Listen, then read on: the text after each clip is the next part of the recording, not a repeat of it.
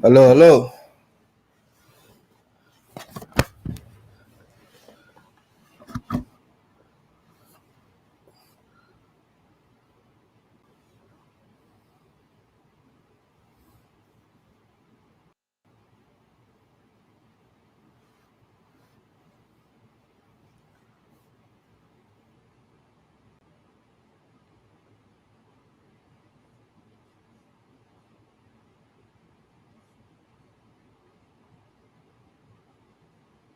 Hello, hello.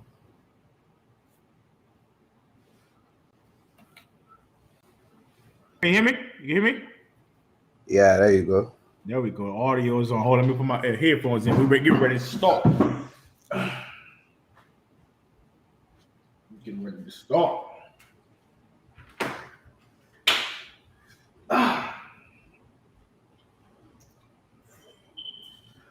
All right, my boy Kendall. We're gonna start.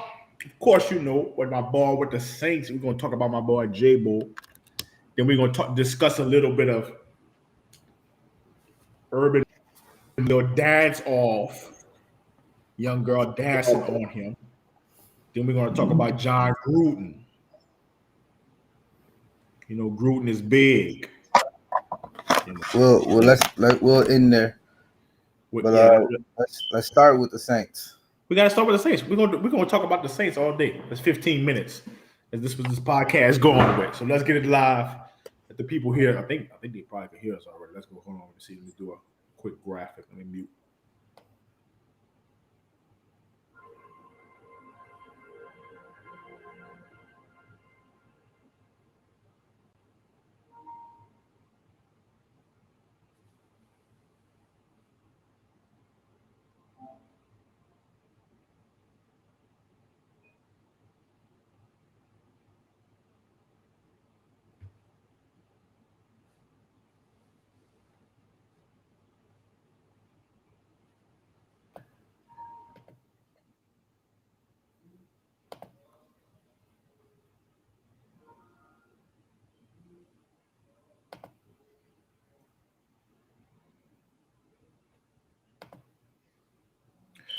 What's going on, everybody?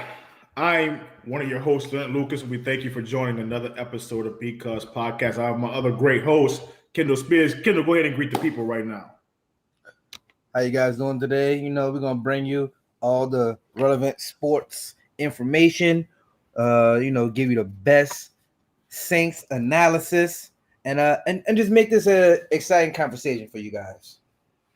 Well, as you already know, many of you are already watching on Twitter, Facebook, through our Because Podcast platform. This will be going on live. Check out our last episode on iHeartRadio, also on Apple Podcasts, Spotify, wherever you get your podcasts. You already know what to do. Many of you listen to us on Twitter Voice every single week. You know, I have a lot of great perspectives on sports, and we're going to try to get Kendall there to talk to the people on Twitter Voice very soon because they want to hear from this guy. Kendall, Saints played Washington this week.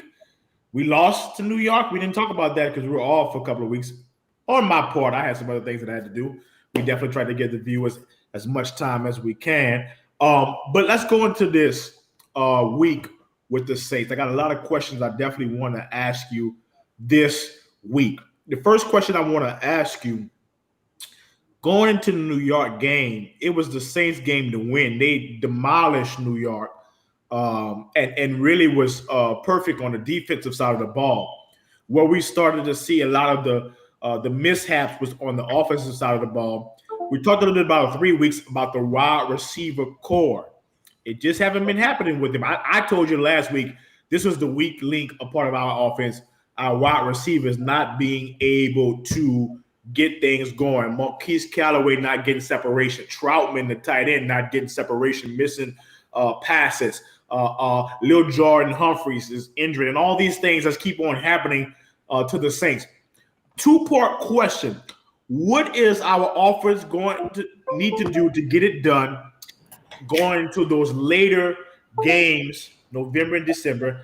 And second question is, do you believe Sean Payton trusts Jameis Winston after he had that chewing out Jameis Winston, Washington, against the Washington Redskins? That's the two questions. Go ahead and shoot.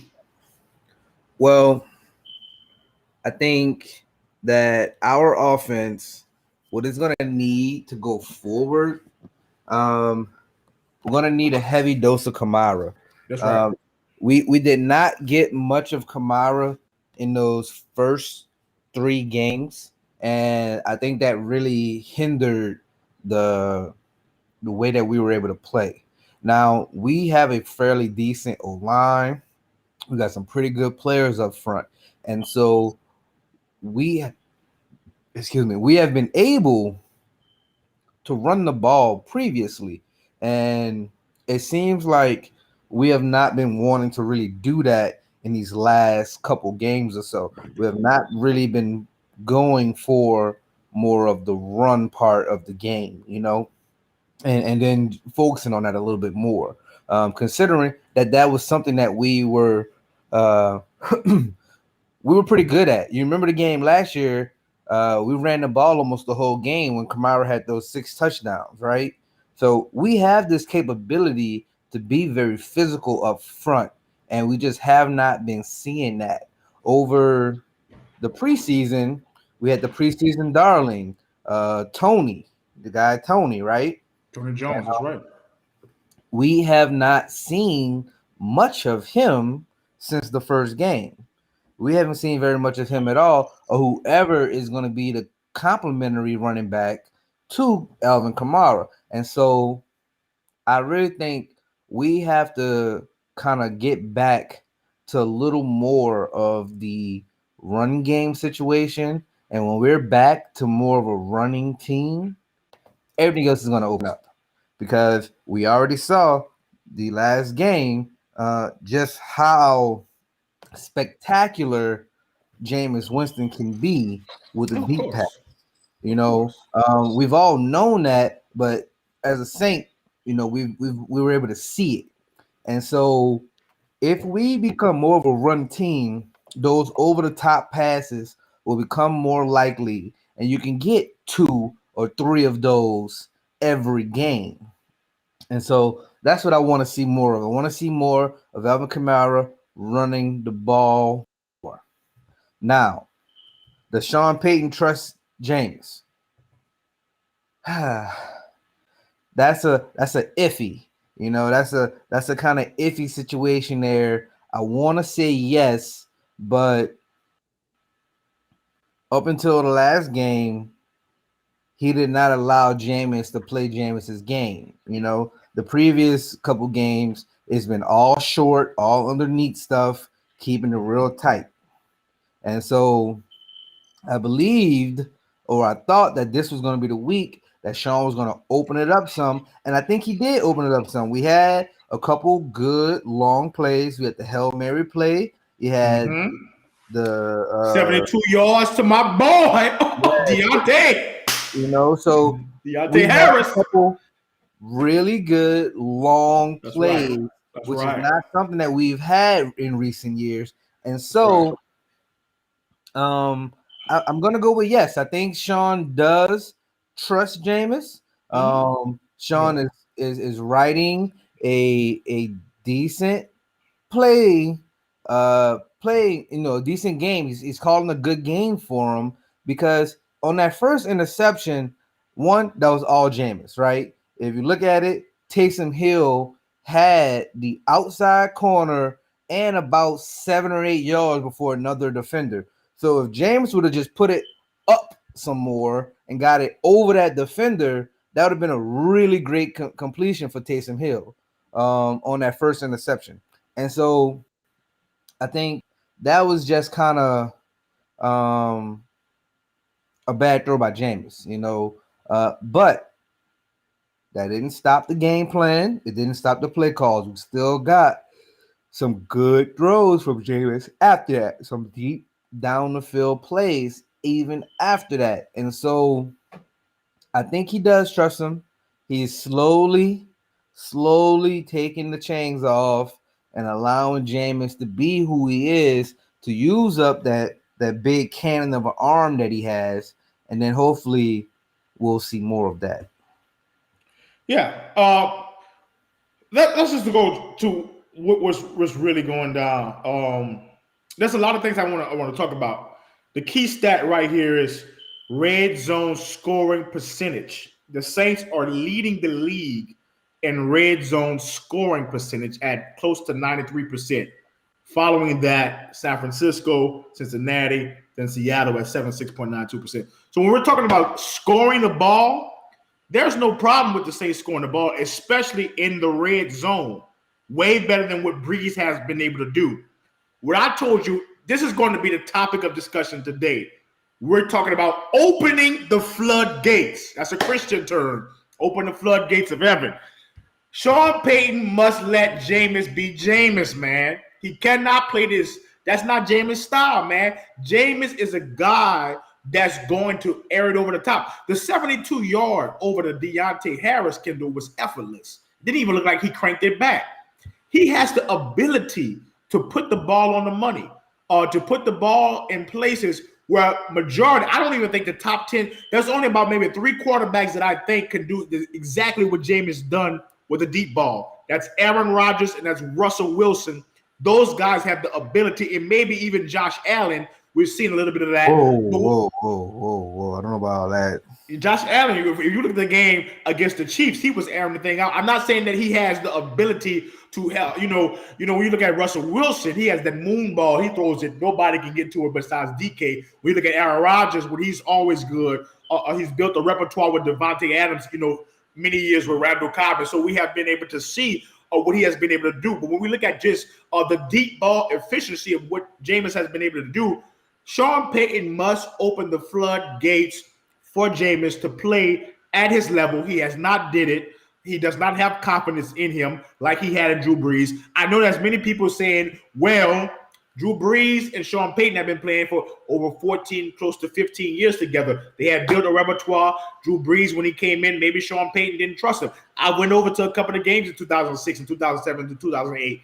It looked like Sean Payton had more trust in a younger Drew Brees than he had in Jameis. Jameis is not a young man, Kendall. He's 27 years old. He has played in the NFL for quite a while. We already knew coming in as a starter that he was going to possibly throw 20 interceptions.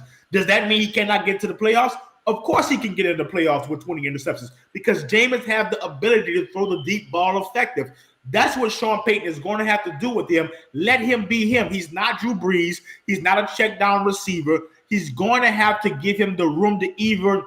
If I was Jameis, I wouldn't even go with Sean Payton playbook. I would just be me because guess what? If it's on me anyway, I don't think Sean Payton's going to want Jameis next year. If he's just doing these dip and doinks and they go, let's say 8-8, 8-9, or 9-8, he's probably going to get rid of him anyway. So play your style. Get the contract because Jameis, well, we know he has the ability to first throw over 30 touchdowns, which is better than about 16 quarterbacks. Another thing, he has the ability also to throw over 4,500 yards. So we have seen that ability of what he's doing. He's already thrown, I think, 13 touchdowns compared to 3 interceptions already, Kendall. Plus, he has done this with scrubs. Callaway's a great player, but he would not be on anybody's starting team. Lil Jordan Humphrey would not be on anybody's starting team. Deontay Harris, great player, but he's a bona fide punt returner. So when we're looking at what we have, Troutman is trash. You've seen all the drop passes he's done. So we're seeing this. Sean Payton does not trust him, and he's going to learn. He's going to need to learn how to trust him. My question to you: are we going to see a change in this offense with Thomas? Because I don't even believe Traquan is coming. If he does come, I don't think he's going to perform. Can Michael Thomas boost the offense with him and Kamara alone? What do you say to that?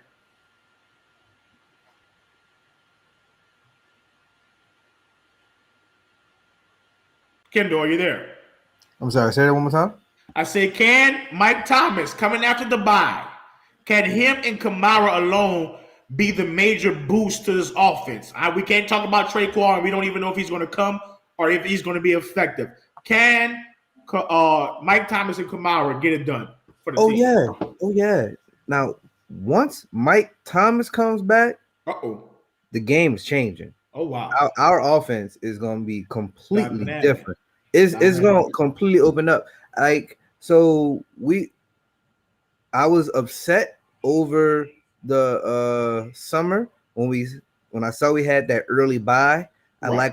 I like a later buy in the year, after the halfway mark. That way you can get healthy. But this seemed to be something that we needed now because we have lots of players who are not on the field.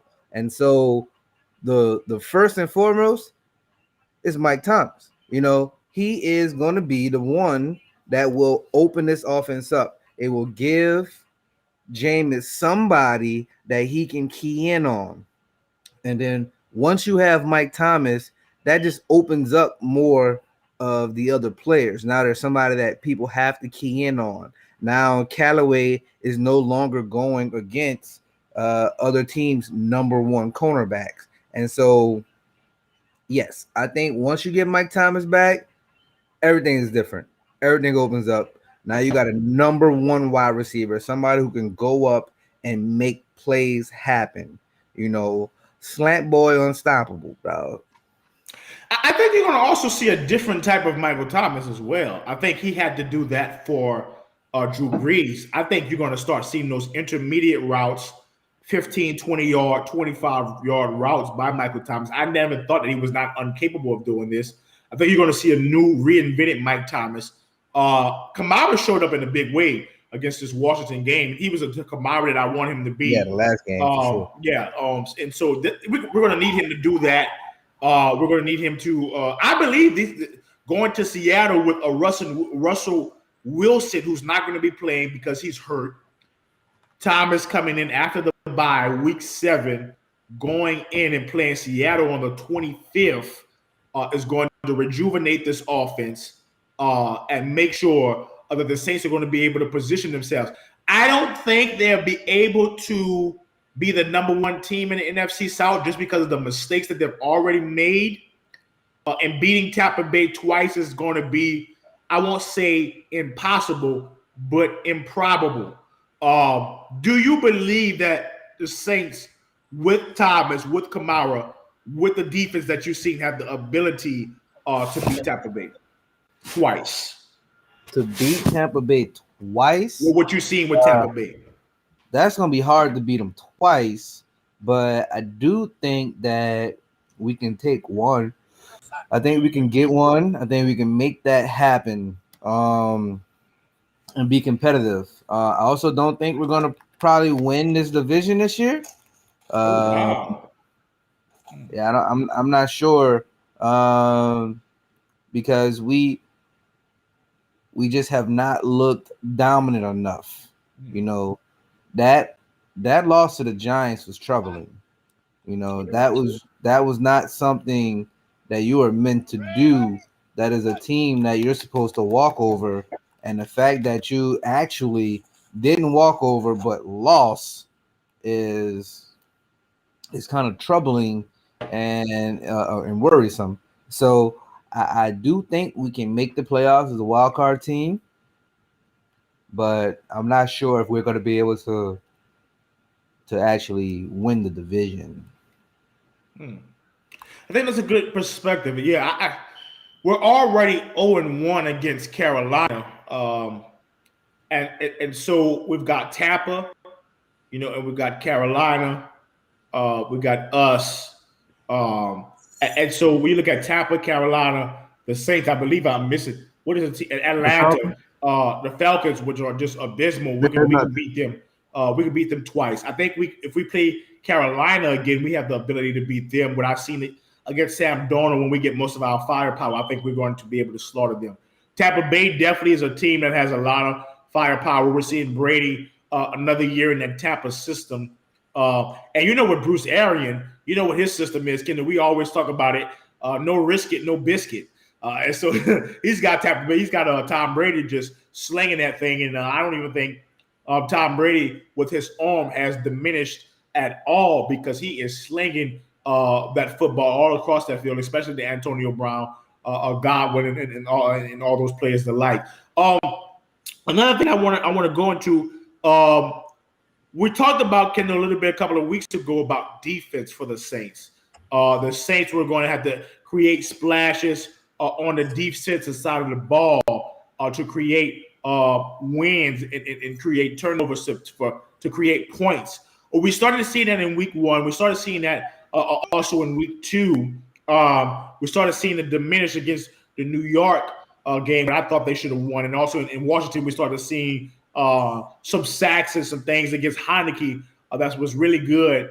That gave them the ability to win this football game. Uh, from your side, what do you think that the Saints need to do on the defensive side of the ball to get them over the hump?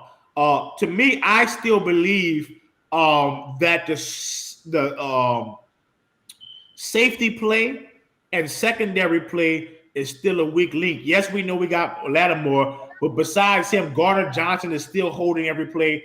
PJ can hold his own, but there has been many times where he's been burnt. And then we got the young kid Adebo, who's the rookie. He's been playing pretty decent, but we've seen a lot of times where people have been targeting him, especially Jones against him in the New York game where he got creamed and crushed. What do you think they need to do to fix and kind of spruce up that secondary? Well, I don't see the secondary as large of a problem as it once was. It is definitely still a part of the issue. But I think our secondary is middling to a little better than that. But I think the real problem for us right now is that we are not creating enough pressure. And Dennis Allen likes to rush four and leave everybody else on the island, man-on-man coverage. But the problem is no one's getting home. No one is getting to the quarterback. Cam hasn't had a sack till yesterday, till the game against Washington.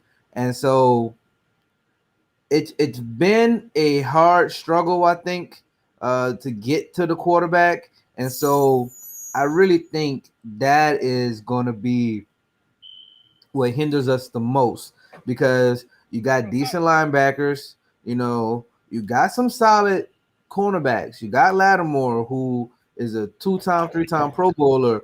Lattimore is great. Lattimore is great. The rookie Adobo, he's serviceable, and you got Roby, who we just got from the Texans or whatever. And so I do believe that we're pretty solid. And I think if you can collapse that pocket, get more pressures and hurry ups, is going to pay huge dividends for us later on, or on the defensive side in those other positions. Because if you give people 5-6 seconds, you're gonna eat a defense up. Right. But if you're holding them, that they have to get rid of the ball in 3 seconds or less, it takes more finesse, practice, and skills to complete passes in that time frame. And so I think that is going to be, or that is where we need to put the most effort into. Hopefully when Marcus Davenport comes back, that'll improve. But for now, we gotta do what we got. I understand that. This is all we got. We gotta try and do a little better. We gotta deal with what we have, and hopefully just make up for it on the back end. Yeah. Now this new kicker, I seen he missed 2 extra points, bro. Just abysmal. I don't know what Will Lutz is doing. I don't know if he's partying with his wife, being romantic or whatever he's doing. But he needs to be back as ASAP. This new guy is trash. He's abysmal. He's horrible. Yes. I don't even know the guy's name. I'm putting his name up now. Well, he's the second guy, but the guy from the week previously was another person. That was another kicker. The one this week from Washington was a whole different kicker. Like, he sucks. They both suck. So yeah, both the trash. I mean, the kicks was horrible. I mean, he was horrible. It was trash. We could have lost the Washington game just by his performance alone. Could have went another way. That is a part of what we're hoping to see in this next week after the bye. That's right. We have to fix that. I mean, And with the Saints, kicking is going to be the thing, especially with Jameis. Him not, we not knowing what Jameis we're going to get. And I truly don't believe it's Jameis. I think it's really Sean Payton not giving him the green light to be able to play himself and him playing scared. But within that, we're going to need field goals to win football games. That's just it. And this kicker is going to need to step it up and make kicks, especially in that 40, mid 40, 41, 42, 44, 45. You can't hit a 45-yard field goal. You don't need to be in the professional NFL. You've got to hit these kicks because these, as we know in football, these kicks are life and death of winning a game or losing a game. We're seeing what years before Drew Brees to get to the third, fourth red zone, third and fourth down. They're kicking field goals because they were not able to score. If you can't make field goals, there's no points being put on the board. You've got to be able to make field goals. Sean Payton needs to make some adjustments. If we got to get a new kicker in there every week, he needs to find out what he needs to do. But that guy was not it. You missed two. I mean, what is an extra point? Get him 25 yards? How can you miss a kick? Now, I'm not saying I can't hit a kick 25 yards, but you are a professional football player. This is what you're getting paid hundreds of thousands of dollars, close to millions of dollars to do. You cannot miss on that. You've got to be sharp. And I'll give it back to you, Kendall, for the final word on that. Yeah, no. That is kind of crazy with the kicking situation. We do need Will Lutz back, but he's a part of that slew of injured players that we should hopefully have coming back after the bye that I think is going to turn this team around. That's right. Eric McCoy is out. Teron Orsted was somewhat dinged up. Marshawn Lattimore had something with his hand, even though he got to play a little bit. Marcus Davenport. So there's a lot of people. Michael Thomas. If once we get them back somewhat healthy, then it's going to change dynamics. And so I think that's what we got to focus on. We got to get healthy. We got to get ready to kind of attack a little bit more ferociously in these situations. But there was one bright spot with the kicking. The punter on Sunday was doing a fantastic job. And for years I said that Thomas Morstead was the best player on our team for a while. Hopefully this punter is living up to the Morstead legacy, Yeah, so, of course.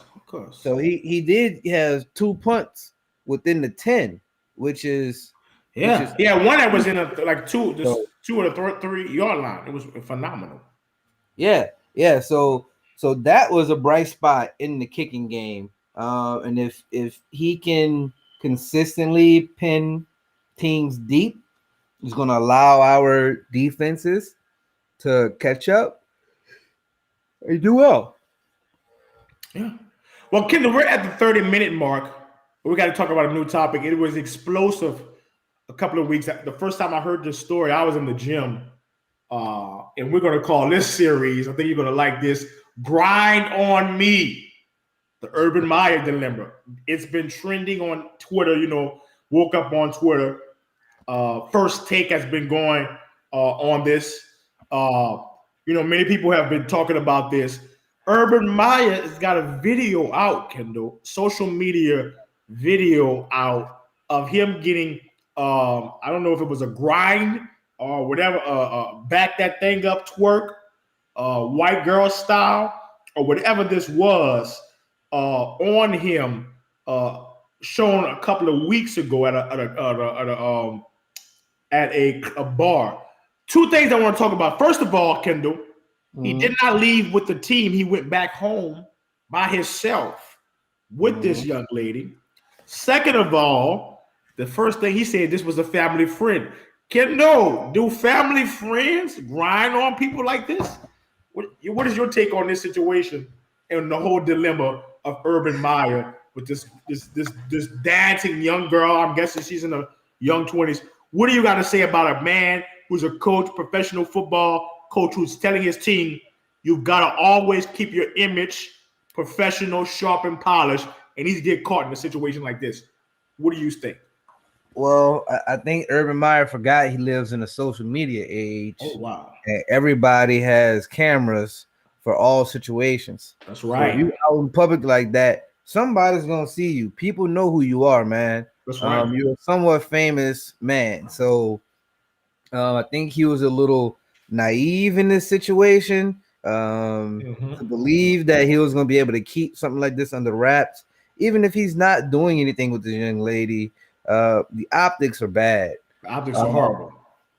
the so I don't particularly have too much a problem with him dancing with her, Oh, but you don't have a the flip problem? He's side, married. He has a wife. He has a wife and children, and he I got a don't woman care. dancing on him.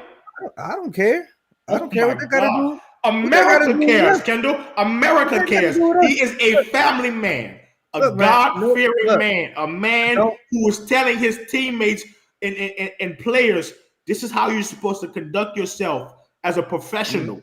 He look. conducts himself with a young woman. I She is don't care looks about like that she's at very all. looks like she's very comfortable from the video, Kendall. Looks like she's Look, really comfortable from the I video. don't care about that at all. That's Kendall, up you to are that man oh and my his God. wife. Oh That's my up to God. that man and his Kendall, wife. come on, The Kendall. thing You that the thing that I care about is that the first thing he said that he didn't go back with the team. You that's know, right. the That's fact that right. he didn't ride back with the team, Right back to the you team with know, the team back to the facility. because He they went. lost. That's You right. know, They they lost. lost. That's You right. can't be a loser going out partying. No, you need to be No, you can't get no studying, drinks, no trying to figure beers. out That's right. what you need to do to win a game. That's what Hmm. you're supposed to be doing. You should have been on the plane, on the bus, whatever, on the plane probably with the team, strategizing, figuring it out, giving every minute and every second of effort to try and getting your team in a better situation. The fact that he decided to stay back and party kind of doesn't bode so well, you know. And I think that that's gonna show that this team is gonna fracture. And I think with things like this might be his last year, first and last year with this team. If they have a abysmal season, then they're gonna blame it on things like this. They're gonna blame it on the fact that he could not get out of the mindset of you're not dealing with college kids anymore. You can't just tell them anything and That's right. expect them to just do whatever you say. That's Do right. what I say, not as I do, right? Like you Hmm. can't tell that to grown adults, and you're out here partying after a loss, Hmm. and you expect your players not to do the same, it is I feel like it's going to lead to fracturing in the locker room, and so I think that is the most important part of this conversation. I don't care what kind of extramarital events and practices he's Oh doing. my God. I ain't married to him. Why do I care? You care as an American citizen. You care I, as a man who's I don't care about just that at all. looking at this. This is a conduct that is not conducive to a man who's called himself a professional or even a God-fearing man. The second thing, Kendall, when you look at the video, when I had the ability to rewind the tape, go back, rewind it a couple of times, what I'm looking at is body posture. This particular woman looks very comfortable. So we have to go into an analysis just from the body posture, just from the twerking and the movements and the gyrations and the gestures. When we look at that, Kendall, it has showed us that she's very comfortable, which means they have been doing this multiple times. This is not a first offense. This could not probably not be a second offense. This is not a woman that he met at the bar, a couple of just at a drink. This is somebody that he's been knowing. He said it's a family friend. I don't know what kind of family friend does these type of gyrations on people. I've never had a family friend do this type of gyrations on me. Kendall, have you ever had a family friend do these type of gyrations on you? I don't think so.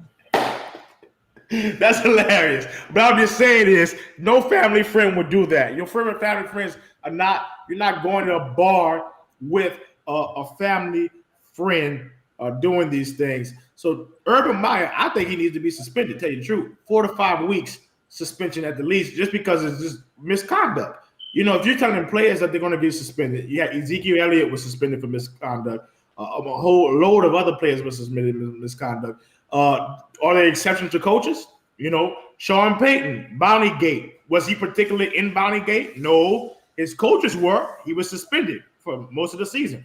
So if we're looking at just misconduct in the general sense of that, do you believe, Kendall, was this misconduct? I think it's misconduct from the NFL policy. It is misconduct. I don't know.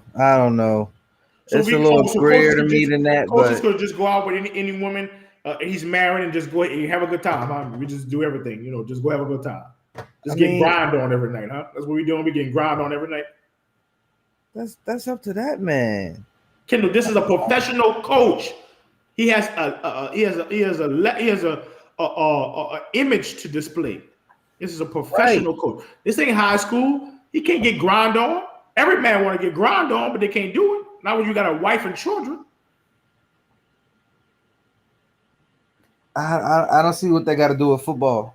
So you're saying to me, if you were Urban Meyer, you lost 0-4. You're going out to a club and you say, okay, baby, come on, do your best to me. That's what you're saying. So you agree with this type of behavior. That's what you're saying. I don't really care about that part of it. So have you ever been put in a situation being grind on like this? Have I ever been grind on? What are you talking about? I'm not a coach of a football team. That has nothing to do with grind. It's the important part here is that he wasn't with his team. I'm just saying, maybe you accept his behavior because you are used to these gyrations, and now you accept his behavior. But for the majority of America, they're not used to all this type of stuff. That's so you've never been grind on. That's what you're saying. I don't deal in that. Never had any type of grinding. That was just saying. Nope. The only thing I grind is coffee. I don't know anything about what this guy is talking about, Kendall. I don't know anything. And when I looked at this, Kendall, I was repulsed. I was offended by a professional, God-fearing man saying this was going to happen to him. I don't know what type of life, the lascivious life that other people are living in this generation, where they're getting these gyrations and these grind on. Maybe that man's like 60. What are you talking about? He was getting grind on by a millennial. This was a millennial young woman grinding on him. So I believe you think a young woman could do anything to that man he didn't want to happen to him? Oh my God, Kendall. Come on, man. Come on. I don't know. Things obviously, what you're telling me from your experience, things get into the heat of the moment. Things get into the heat of passion. Who said anything like that? What are you talking about? I'm just saying. You're just making stuff up now, dog. Just making up stuff, dog. You're just making stuff up, bro. I don't know what you're talking about. I'm just saying, Kendall. This is a weird story to me. This is a weird story. I think he should be suspended. It is misconduct. His wife had to suspend her Twitter. His wife had to suspend her Twitter because of hate mail. His daughters had to suspend their social media because of hate mail. They literally hate this man's family because of the decision that he made.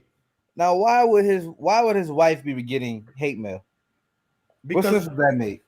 I don't know. That's what she said. She said, I had to literally suspend my Twitter because they're talking about this situation, this hate mail, all these different things. She suspended her Twitter. I guess there's probably people like you so interested in this lady's marital life. I'm not interested in a marital life. I'm just saying a married man shouldn't be getting grind on. Obviously, Kendall, you accept this type of behavior. And if I look at your credit card stubs, you've probably been to about at least 15 or 16 of those strip clubs, preferably in Miami and Atlanta, that I know nothing about. The first couple ones with me. What you talking about? I've never been to any of those nefarious practices in my life. I've never been to the strip club, Leonard. No, I've never been to none of those nefarious practices. Me, you and Mooch been. The what? This whole podcast is in the strip club. What? The podcast? Podcast in the strip club. Me, you, and Josh. I want to stand by the statement that I have never stepped foot in a nefarious establishment like my good friend Kendall. I stand by that. This media corporation knows I do not go into nefarious practices. I do not know what Kendall is talking about. I've never stepped foot in that. I do not participate in that. I am a God-fearing man, like I thought Urban Meyer was. I don't even know. When I look at this topic, and when they were saying grind, I didn't know what they were talking about. I thought they were talking about coffee, or they was talking about grounding burgers. Yeah. Now I But see why the lady had to get rid of her Twitter. People like you too interested in her marital life. no. People like you accept grinding on people. So we just going Uh-huh. around the street. So And you just if walk on the she street. not deleting her Twitter because of people like me, because we ain't saying nothing. We Yeah, letting that lady live her life. you retweeting it. You She, retweeting it every day. she deal with that how she wants to deal with it. If she's okay with it, then fine. What do we have to say what those people got to do with their marriage? Like He is it's a nothing to what? do with us. A professional. He needs to act like a professional, and we're going to stop there. Kendall, this was a great topic. I want to go into an intermediate Nothing to topic. do with football. Hey, they like to do that. We'll say they'd like to do that, and we'll stop it from there. But we got to talk about the Chiefs, Kendall. The Chiefs ain't been looking like the Chiefs of old, man. The last 2 years, Mahomes ain't been getting it together. They ain't been gelling. Defense ain't been doing what they need to do. What have you seen from the Chiefs, and do you believe they can still be the number one team in the AFC with what they have now, according to the struggles they've been having for the last 5 weeks? I don't know about the number one team, but they'll still make the playoffs. I mean, I don't think they're gonna get the 1 seed anymore. That's kind of out the window at this point. But I'm sure they can still make the playoffs. And I don't think they're looking that much different from what they've looked over the last few years. Wow. The only real difference is that Patrick Mahomes is looking fallible, like he's looking like a regular, normal human being. But for the last 3 years, that defense has been terrible. That defense has been atrocious the last 3 years or so. But Patrick Mahomes and that Chiefs offense has just been so dominant, so amazing that they've been able to overcome that defense every single time. But the guy has more comeback wins in the fourth quarter than almost anybody at this point. It's become somewhat of their signature win is that they're down in the fourth quarter. And Patrick Mahomes does something amazing in the fourth quarter and they come back. The only difference is this year, he's not able to do that. This year, he has not been able to string together these amazing four quarters that allows him and this team to win these games. That defense has been garbage for a while now. And so this still looks like the Chiefs to me. Is just people are starting to understand how to play Patrick. They know Patrick wants the deep ball. They know they want to get those fast touchdowns with Tyreek Hill, and so the teams are playing them like that. They're playing them like they've watched this team be dominant for the last 2 years. How long do you think people just gonna let you be dominant for all this time and you never improve on defense? Come on, you got to get at least a little bit better on defense. That's right. No, I definitely agree. Looking at him against Buffalo, I was watching the game and just seeing some of the progressions, and what he's been able to do well. Travis Kelce was not really gelling. He had 6 receptions, 57 yards, and then his number one receiver that night wasn't even Tyreek Hill or Travis Kelce. It was Hartman, and he had 76 yards with no touchdowns. And the guys that we thought would get touchdowns like Tyreek Hill and Kelce, he did get one, but you had Pringle getting a touchdown. It's just, 272 with 2 interceptions and 2 touchdowns is just not going to cut it. He was 33 for 54. I mean, he threw the ball 54 times, which tells you he was playing from behind. Looking at this, that first part of the game going into that second quarter where Buffalo just had 17 points, just drilling it down him and drilling it down him, and that's why when we look at a guy like Josh Allen, I think the Bills are going to be the team that's going to take over the AFC. We're seeing with the young guy Lamar Jackson has been able to do with Baltimore. But I think we're looking at a new resurgence of young quarterbacks that's going to take over the AFC with Lamar, with Josh Allen. These guys are going to be here to stay. And I'm going to tell you this: 2-3 is not going to cut it for the Chiefs. They got a lot of games. You know what the Chargers have been able to do with Justin Herbert and just been able to take that. Yeah, that it's amazing. ball. Yeah, he's a baller, and he's been a baller for the last 2 years. Just what he's able to do, what he did to them that 30-24 victory. He had 281 for 4 touchdowns. And you know they could not stop Mike Williams at all. I mean, Mike Williams was just running all over them because he had 122 and 2 touchdowns. So when you start looking at all these different things, nosebleed, bro. You say it again. The Chiefs can't stop a nosebleed. Yeah, the defense can't stop anything. I'm looking at their schedule, and so when we start looking at the Packers playing the Raiders, the Cowboys have a good team. Teddy B, who has been able to makes his new resurgence with the Broncos. And hopefully he gets better with a concussion that he had. But when you start seeing, because they're 3-2, but when you start seeing a lot of these teams that they're gonna have to play, they gotta play the Chargers again, and then they gotta go and play the Bengals with Cincinnati with Burrow and Chase have really been lighting it up, and then they gotta go back and play the Broncos again on January 9th. There's a couple of games here that they can possibly really lose. The Cowboys are looking like Super Bowl contenders with Dak. Man, that's too far. That's too far. Super Bowl contenders? Come on, man. Right now, with the evidence that we have, the Cowboys are looking at as one of the top teams in the NFC. Playoff team. Yeah, they're the first in the NFC East. The teams that they've been able to beat, they destroyed Giants. They destroyed the Panthers 36 to 28. They beat the Eagles and they beat the Chargers. They beat the Chargers and they beat the Buccaneers. So Buccaneers is a team that could possibly go to the Super Bowl. They beat the Chargers, who has a young Justin Herbert, who's a top team in the NFC West. So when you start looking at this, you've got to start changing your perspective, Kendall, and start saying Dallas is here to stay. New coaching, new management, new trainers, new everything. This might be a team that we need to look at. This is not the Jason Garrett Dallas. This is a whole new team. Nah, they did not beat the Buccaneers.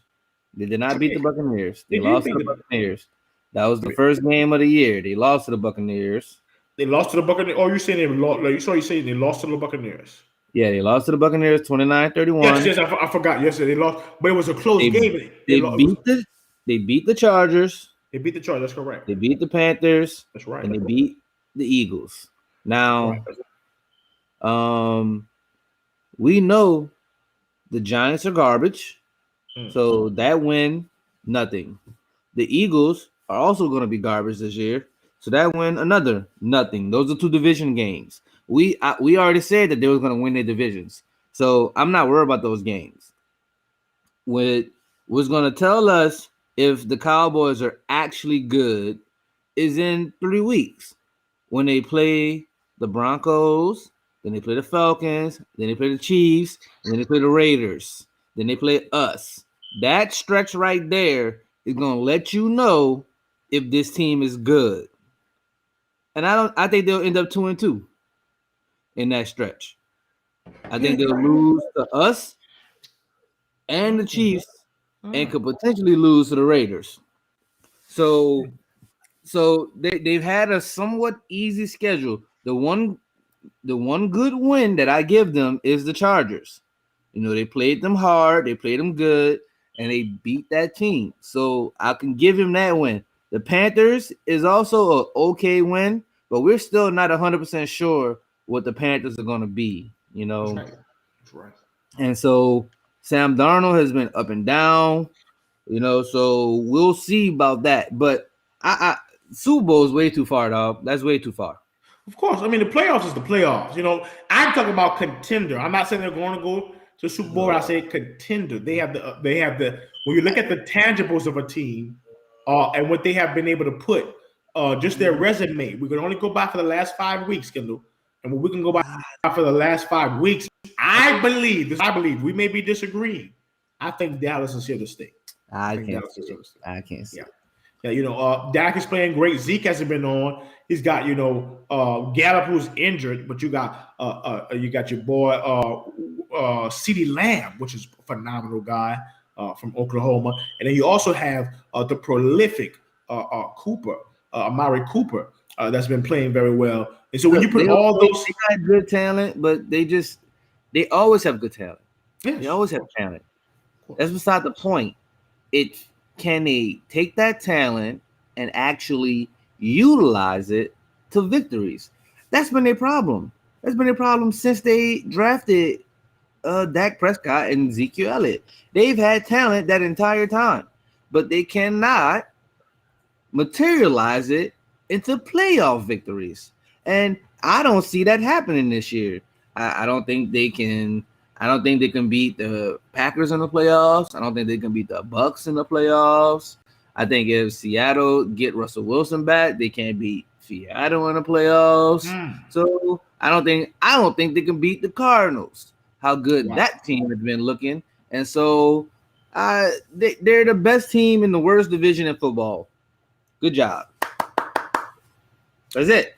That's all I got for you. Look, I'm not a Dallas fan. I'm not advocating for Dallas. I'm just saying with the intangibles that I've seen, especially on the defensive side of the ball, they have the intangibles to be a Super Bowl contender. Can they get to the playoffs? I believe so. Will they continue to be in the top of the NFC East? I do believe so. I don't think Philly has the firepower to do so. What I've seen from the Giants is not going to get it done.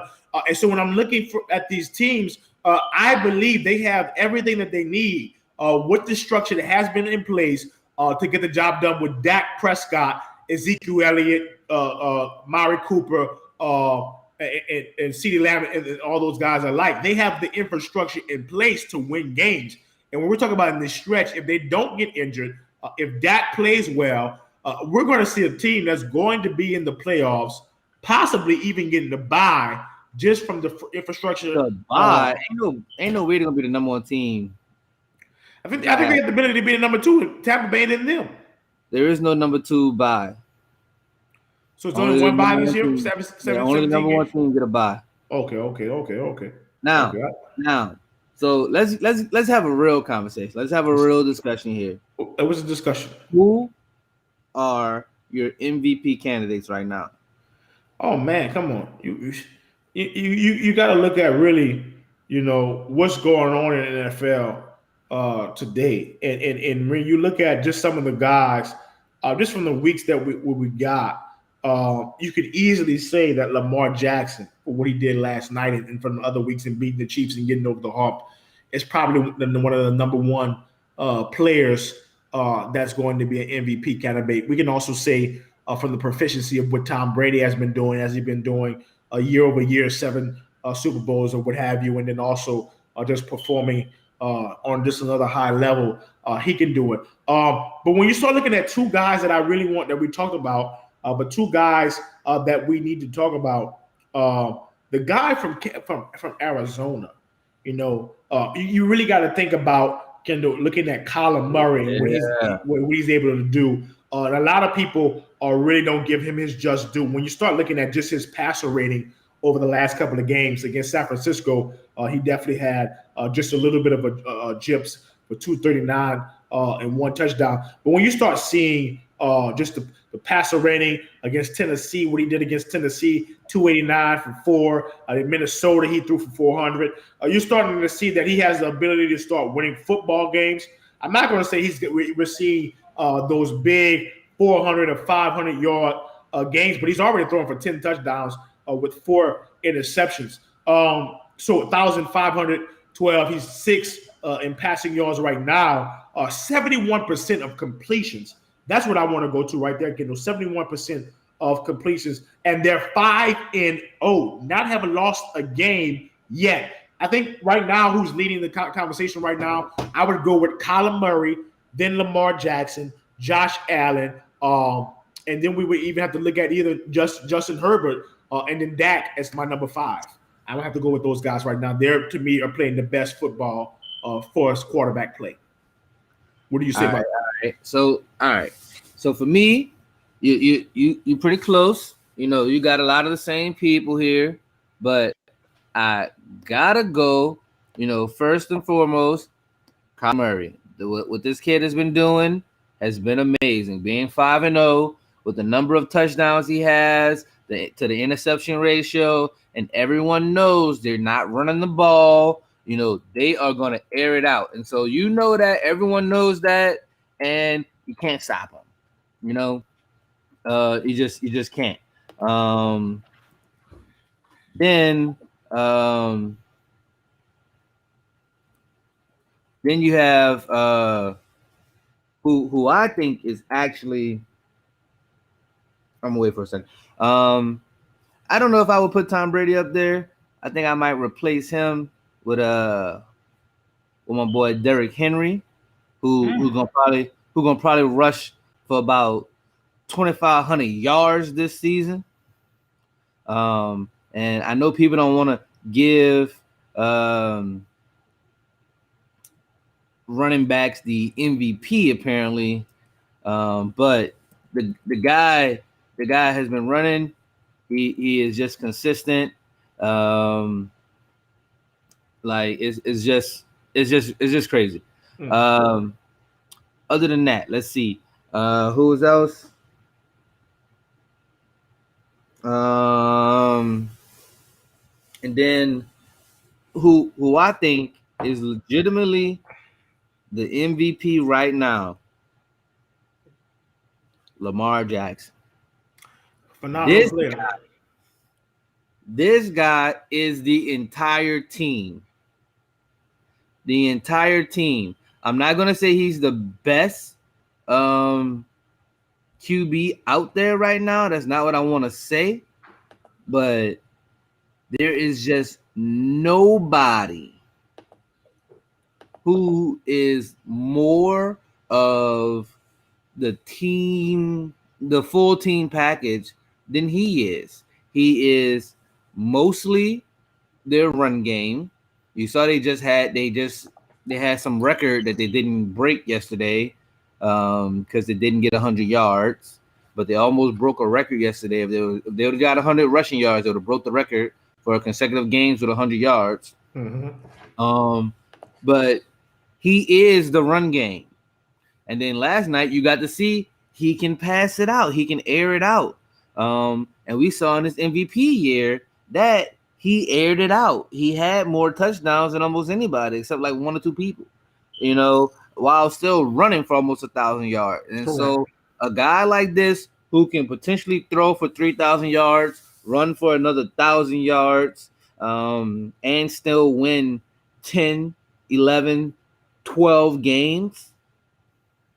I don't know if there's anyone more valuable out there than Lamar Jackson is right now for this Ravens team. He is their entire offense. Yeah, absolutely. What he's been able to do, one of the games that really surprised me was him single-handedly being able to beat the Chiefs. Just amazing. I think he's probably going to be one of the top. It's going to be between him and Kyler Murray.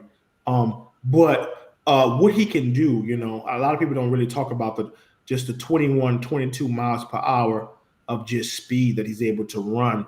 And when you started looking at just that ability, that's right with some of the top wide receivers and running backs in the league. He's very shifty, as you've been able to see. There's been many plays, especially from the game last night, where he was able to just make things happen. There was no one option. There was no two options. When you start looking at just everybody besides Hollywood Marquise Brown, he does not have the best receivers. His tight ends are abysmal. His line, I won't say perfect. It very much close up between 1.2 and 1.5 seconds. And so he's been able to get it done. That's a lot of youthful indiscretion. Some of the plays that he's made, especially on a last night game where he could have hit Marquise Brown going on a little out route, just missed him by a hair, was just, basically those touch passes is some of the things that he has been able to, hasn't been able to really get adjusted to. And that's what I think he's going to need to work on. When you talk about zip, you talk about getting the ball there, you're talking about throwing a deep ball, you talk about running, being shifty. He can do all those things, and he just makes it look effortless. There's nobody on his level for his quarterback play. But what I think the NFL, when we're talking about just who do I believe that the NFL is going to vote for MVP, I don't think they're going to give it to Lamar Jackson the second time just because he's not marketable. his press conferences and all those different things. Let's not get it twisted. The league does not like him as an example of being the league's front guy, and that's why you don't see him getting endorsements. That's why you don't see him on the big TV commercials and things like that. Mahomes, when we see the worldwide press and State Farm coverage and all these different commercials, because he was a marketable guy. But when you look at somebody like Lamar Jackson, he's more like the Allen Iverson of football. And we're starting to see that they're not even marketing him as the future of this league. And so when we're talking about somebody who can be an MVP candidate, if it's a close decision between him and Kyler Murray, I believe that the league and Roger Goodell is going to pick Kyler Murray just on the simple fact that what we've seen from the press, his press media presence, Lamar Jackson is not marketable like Kyler Murray is. That's why I think Kyler Murray is probably going to win the MVP. All right. Yeah. So, Kendall, our last conversation. This is a two-part conversation. John Gruden, man, he's out as the coach of the Raiders. We've seen this on TV. They say he's out as a 2010-2011 racist and homophobic slur. Do you believe somebody wanted him out? I mean, this is 10 years ago, Kendall. Should we fault a man for something that he's done 10 years ago? Should we fault him for the thoughts and conversations from an email that this man had 10 years ago? Can a man be a changed man? They were winning football games. They were in Vegas, new stadium, new everything. They weren't winning football games. What? They weren't winning football games. They were winning football games. I think their record is 3-2 right now. That's right. They're winning football games. Yeah, but his total record over there is like 22-30 or something like that. We're talking about this season. So, this season. Yeah, but they weren't doing great. Like they were looking really good, and then it seemed like they were falling off. So I don't know. Kendall, they started off the season being explosive. You know, they beat the Ravens, and then when they beat Lamar Jackson, that was everybody talking about. They was going to beat the team. Then they go back and beat the Steelers. Then they beat the Dolphins. So they were 3-0. It was not until this press coverage situation where they had to go play. 3-0. Yeah, and so what's been happening lately? The conversation of this foolishness that's been going out, Kendall, has been losing. Had the team all flabbergasted because of this homophobic slur. I don't know I don't use that type of language, so I don't know what he would say that was so homophobic. What are you laughing at, Kendall? That's not funny. We're talking. We may have people who are in that particular pronoun category, LGBTQ people that are watching now. And if they were watching now, what would you say, Kendall, to this behavior? I wouldn't say anything. I don't know. Oh my God! In charge, dog. But Kendall, you are a sports commentator. Watch and listen to my thousands of fans. You have a voice. He has said, okay, I'm listening. I'm about to tell you this whole thing with John. Like, so it's 10 years ago, right? Yes.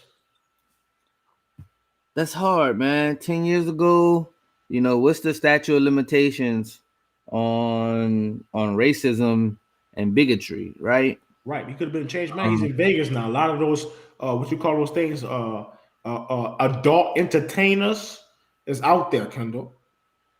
And so you know what happened out there. So he's with all these different adult entertainers, Latinos, Mexicans, Asians. Like that. I wouldn't know. Go to Vegas. You go to Vegas. You go to Vegas. You definitely go to Vegas. Tell me about it. Yeah, I don't know about that. I go to Vegas. I go to a hotel room and I just stay there. So you know, this whole situation, I don't know. It's a little tricky, right? Because there's the whole like this cancel culture, right? Very cancel situation that has been going on in our country, where whoever you are, whatever you're doing, you know, you could lose your livelihood for a misstatement, you know, and so we have to be kind of careful in these types of moments where things come out in the past that that it's a little shakier to deal with. Now, I do have a couple things here, and first and foremost, who I want to blame more than anybody is the Raiders front office. Um, how did you not figure this out before this? This guy is a huge public figure. Huge Um, public figure. Yes, yes, yes. People know this man, and there was already some rumblings about him being a very abrasive type personality. Mm-hmm. Mm-hmm. So you don't kind of vet this guy to make sure things like this aren't going to come to light when you give him a 10-year contract. And so you give a guy a 10-year contract, you should kind of be, looking into him a little deeper than this, or at least found some of this stuff. And maybe they did. Maybe they did find it, and they just was hoping it would never come out, right? Come to light. But now that it is out here, what do you do about it? And so it's tough because this cancel culture situation thing where you lose your job because you did something, I really want to say people should be able to have a conversation, discuss, learn, and be able to go back along with their lives and move forward. But Okay, but in this situation, when the first thing came out on Friday, he was like, "Yeah, I have no racist bone in my body. I just, this is kind of how I talk." When you do that and you don't show any contrition, you don't show any type of like remorse for it, and then more stuff comes out about it, and then more stuff comes out about it, it's hard to come back because you didn't just apologize and say, "I'm gonna try and learn and do better." You made excuses. You just was like, "Oh yeah, no, I'm not racist." Well, why'd you want to fire Ed Reed then for kneeling? Or Eric Reed. So so yeah, I think something. I think once those other emails came out, something had to happen. That's right. And so good riddance, man. I didn't like him that much anyway, and he wasn't that good of a coach because he was losing. Derek Carr is not that terrible of a quarterback, and they've had some talent over there. That's right. So yeah, get out of here. Yeah, we don't have to play him. So he's known for his contribution for the Tampa Bay Buccaneers and some of the things that he's did in Oakland. But I think the NFL is really trying to sprucing up to their core viewers. Majority of the viewers are now, or we're starting to see huge demographics to a growing culture of people, and we're starting to see more minorities watching football that they've never seen. Preferably on the Latino community, Asian community. Also, we're starting to see many different different cultures of people watching football. And so, with that policy, they had to be making a stand. The owner flew to the facility to just fire Gruden, which showed you that they was taking this. Obviously, whatever he said, we don't have the memos.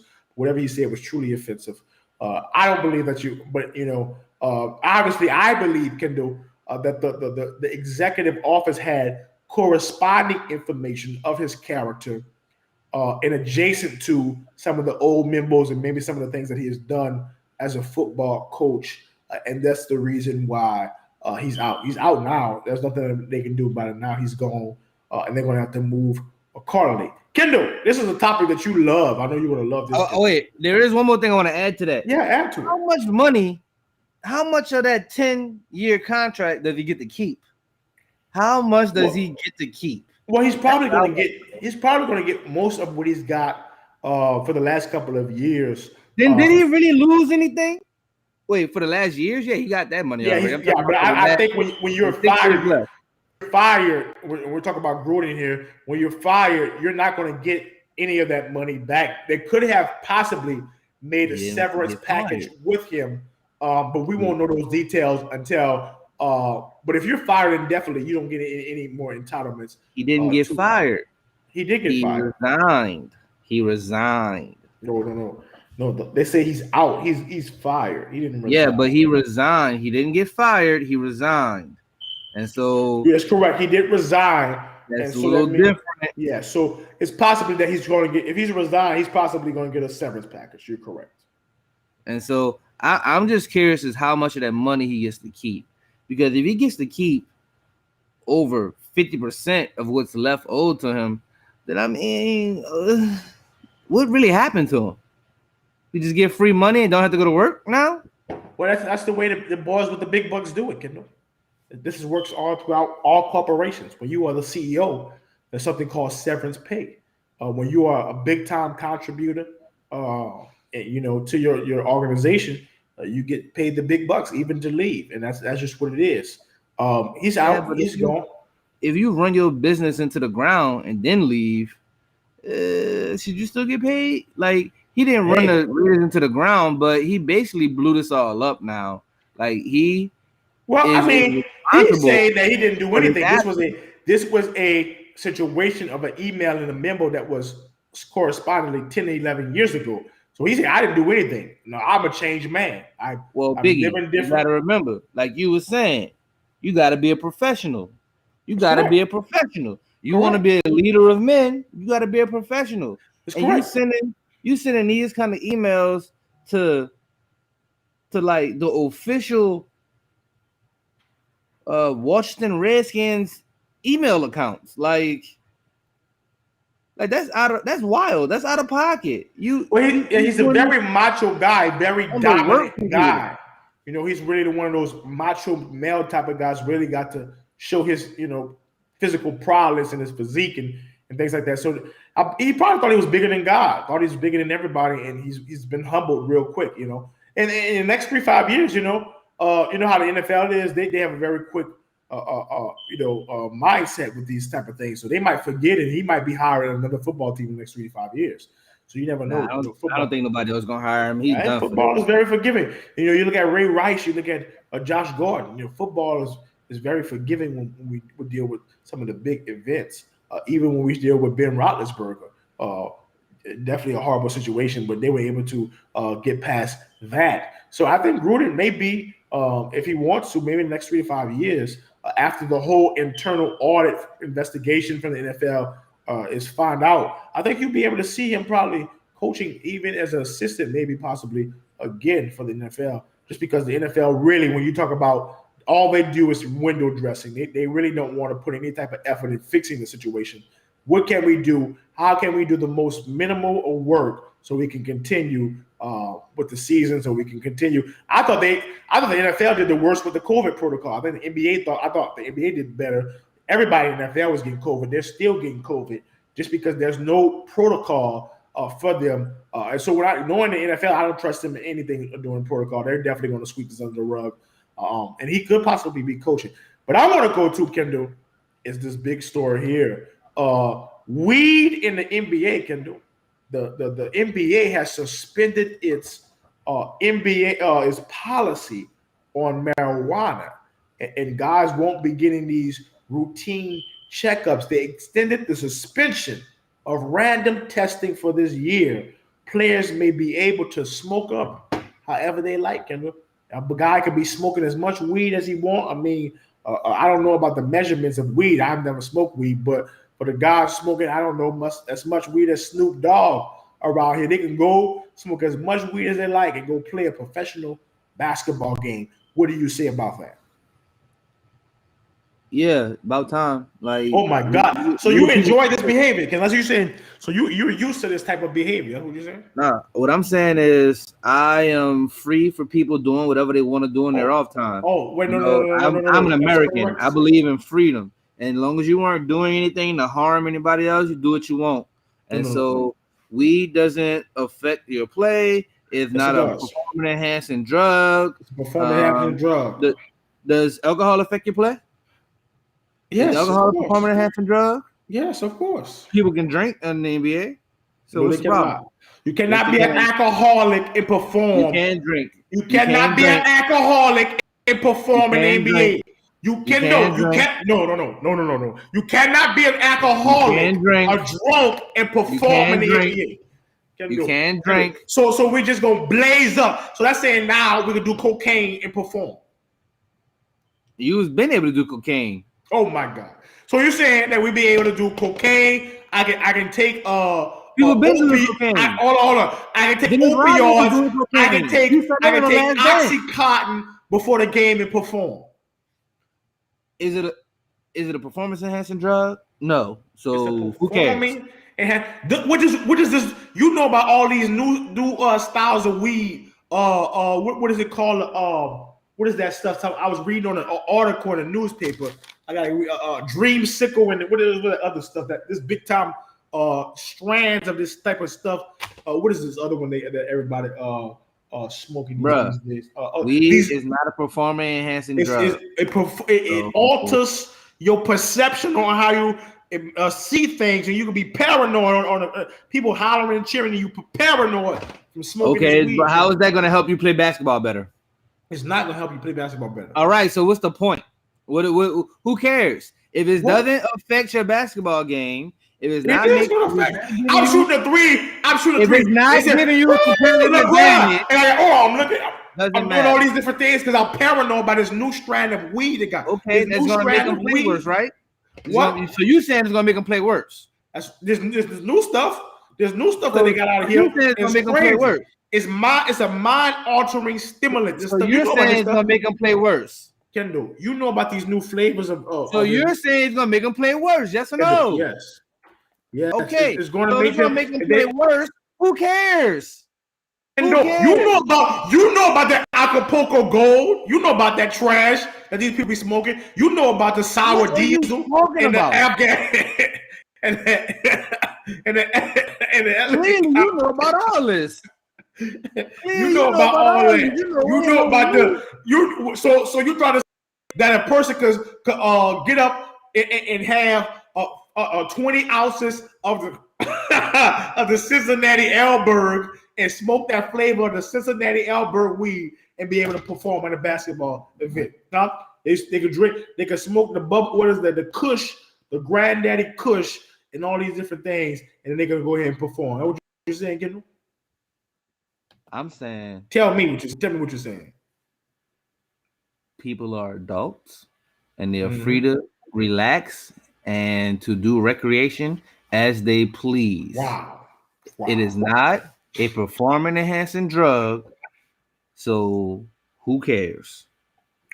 So you're telling me a man can smoke the indica or the sativa marijuana strand and perform? That's what you're telling me right now on this live show.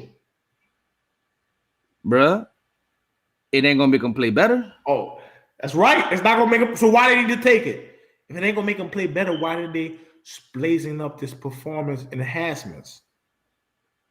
You just said it's not gonna make them play better. So how can it be a performance enhancement? Is a performance enhance your performance? If it hinders your performance, how could it be a performance enhancement? Maybe some guys are so. Maybe some of these guys. No, this is illogical. Let me speak now. I'm making sense because some of these guys are so. The weed is in their system so much they're immune to the weed. Just immune to it. Out here, just immune. So then it do nothing to them. No. It's gonna do something. They're immune, so it does nothing. They gonna make them think like they're crazy. Look, I ain't against it. Go ahead and smoke as much as you want. Go smoke like a chimpy. Which is not gonna help you play basketball. Can do. You know they got some of that stuff out there that make people look like this, like in a coma and stuff. You know they got that whatever that stuff. They had something that I was in Vegas one time. You still haven't told me how any of this is helping them play basketball better. It's making it worse, Kendall. Come on. Okay, so who cares if they show up to the game drunk? Have basketball players not shown up to the game drunk before? Yes. That's never happened. It's happened. But that's legal. It's not legal. That's fine. They get suspended. They get suspended. It's not acceptable. I don't want any of that mind-altering things, Kendall. No, it's not acceptable. Alcohol is not a banned substance, and you know that. Stop acting like that. You know alcohol is not a banned substance, dude. You wild. Is marijuana not a banned substance either? They It say it's gonna be is. cocaine. They literally just took it off the ban. That's what this is about. It's not banned anymore. So then it's fine. That's what I'm saying. It's Okay, so fine. okay. Look. It's okay. My favorite player, they want to go ahead and dabble in those things. Let them go ahead and do it. I'm going to go like this. Okay. Kendall, our last thing, because we got to get out of here. It's already 10 o'clock. The NBA and the Oh no, NFL. wait. So you against the weed in NBA? That what you're saying? You against weed in NBA? Not really. I don't care what they You do. you None. against people having the freedom to live their lives when they go home?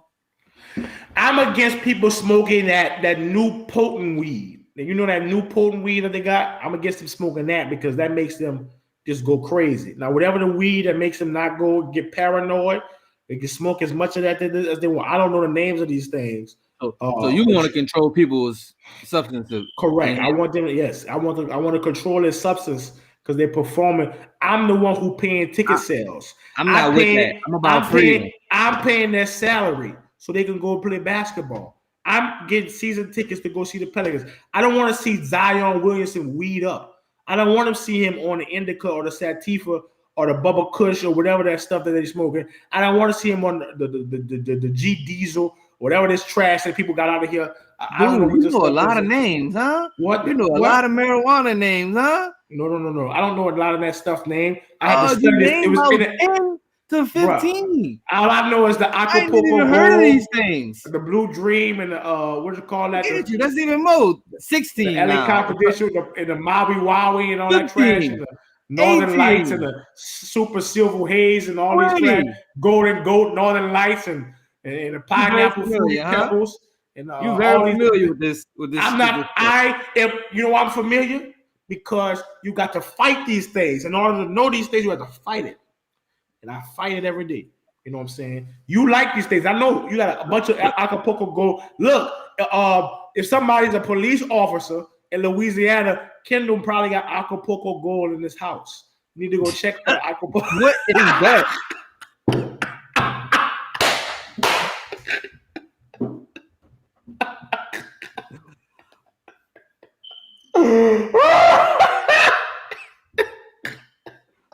Man, I'm an informant. I tell you, you got a lot of stuff over there, huh? You got a lot of stuff going on over there, huh? You might have took some of that Acapulco Gold or whatever. You over there goofing off. Oh man, now my boy Kendall, he don't do that type of stuff. He don't do that type of stuff. We do not engage in it. He does not engage in any of that type of activity. But that's funny, Kendall. That last, we're gonna do 5 minutes of this, Kendall. The NFL and the NBA are talking about basketball players getting more access to groupies, probably letting them more into the hotel room for the young single guys to relieve stress. Do you think this is a good idea for groupies to have more access to these celebrity professionals? So the professionals after the game, blow off steam, bring the woman to the hotel room. These things are on their floor. What do you think about this? What do you think about that?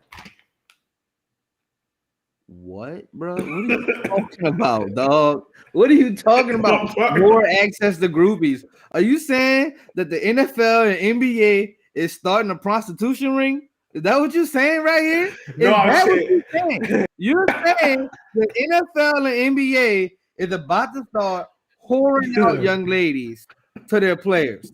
That's what you just said. No, I'm saying no. I'm not saying that. I didn't know the NFL was and the NBA was starting. Kendall, what I'm trying to say here, in all seriousness, is that there's a lot of these young men that are doing these things, and this culture is big with social media. There's a platform that I just learned about today called OnlyFans, where these women get on these platforms, and then they do all kind of stuff on these platforms. When did you find out about this place called OnlyFans, bro? When you signed up over the summer, that's when I found out. but Yeah. I haven't heard anything about the league getting into the pimp I'm game. telling you, it's not a pimp game. What they're saying is there's a lot of stress on the players. A lot of stress. You know, you're shooting a three. You know what I'm saying? You stress. Uh-huh. Your girlfriend is not there. You know, because the wives and the girlfriends cannot stay with him. And so they're So gonna provide the prostitutes. not a prostitute. A groupie is not a prostitute. A groupie is a woman who is willing participant to talk to the man. You know, if he want to play what is that? Fortnite. They're gonna play Fortnite together. They want to go Call of Duty. That's what they do in a hotel room. They do Call of Duty. Oh, Fortnite, that's all the this. groupies do. They play Call of Duty with them. I don't know what they do. I'm not in a hotel with groupies. Oh, you just said I don't know nothing about this. I don't know nothing I'm about learning this. about this one today. I'm just learning about these things. You know, this OnlyFans thing just blew my mind. That this thing. And I heard that you were really big on this this year in the pandemic. You was really big on this OnlyFans content. So I wanted to ask you, what OnlyFans are you consuming, Kendall? Yours and Joshua.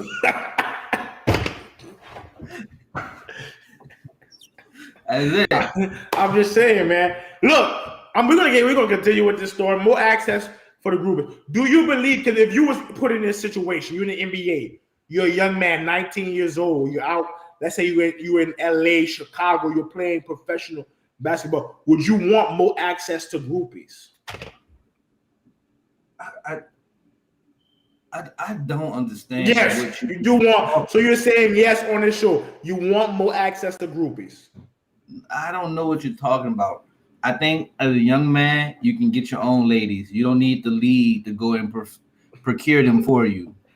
The league's not procuring them. They're giving them more access for the women to come, into the hotels so they can be able to conversate with the players.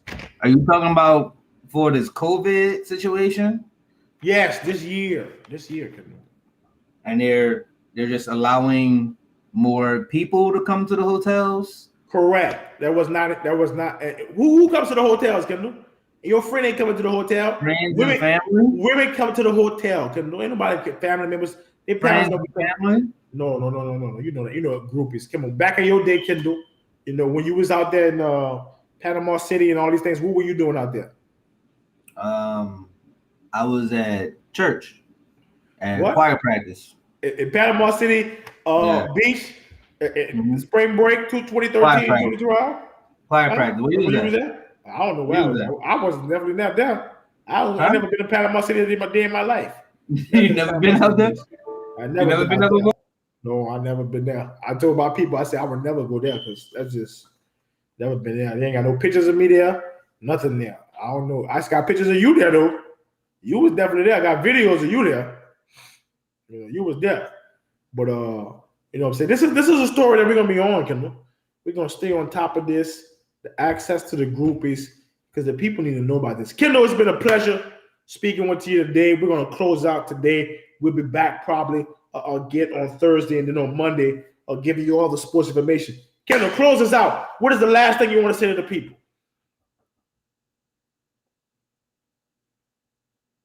Mr. Spears, are you there? We can't hear you. Mr. Spears, are you there? You might have a network problem. Connect to the internet. We want to get you your last word. We're having some technical difficulties with Kendall today.